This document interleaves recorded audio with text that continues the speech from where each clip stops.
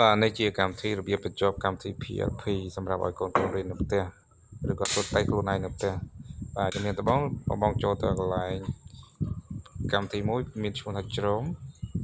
បាទចូលកន្លែងហ្នឹងមករួចហើយក្នុងប្រអប់នេះបងវាយពាក្យថា PLP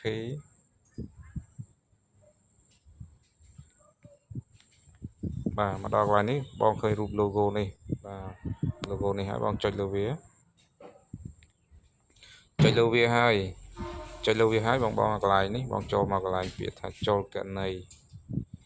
បាទចូលកណីមករួចហើយកន្លែងនេះបងត្រូវវាយពាក្យបាទកន្លែង username បាទវាយពាក្យថាបាទអក្សរតូច PLP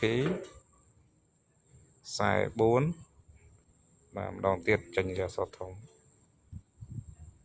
បាទសំខាន់កន្លែងនេះអក្សរតូច PLP 44 965បាទបងចុចកន្លែងហ្នឹងហើយលេខខាងក្រោមសម្រាប់លេខសម្ងាត់បាទលេខកន្លែងនេះលេខកូដសម្ងាត់នេះគឺសម្រាប់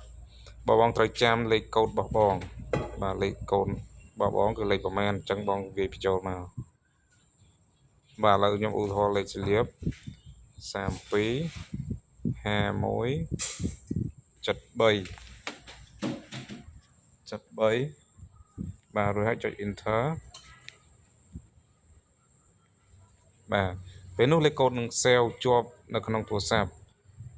អញ្ចឹងបងចុចកន្លែងហ្នឹងមកហើយចុចពាក្យថា sign in រួចហើយបងរើសឈ្មោះ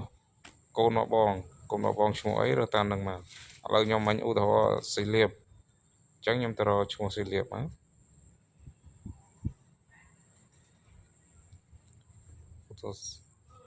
សីលៀបនៅណាទៅ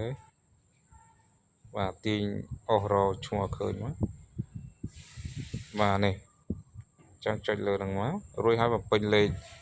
កូដសីលៀបម្ដងទៀតបាទលេខកូដសីលៀបវិញប្រហែលវិញ32 51 73បាទរួចហើយចុចព្រួយមកបាទពេលនោះចូលទៅក្នុងកម្មវិធីជាប់បាទនេះមានឈ្មោះថាបាទរួនសីលៀបនៅក្នុងហ្នឹងរួចហើយបងចូលទៅតាមថ្នាក់យើងមកថ្នាក់ណាឧទាហរណ៍ថ្នាក់ទី1ឬទី2ឬទី3ទី4ទី5ទី6ឬចង់មើលមុខវិជ្ជាអីបងចុចទៅលើមុខវិជ្ជាហ្នឹងមករួចហើយពេលនោះវាមានជម្រើសឲ្យយើងរើសឬក៏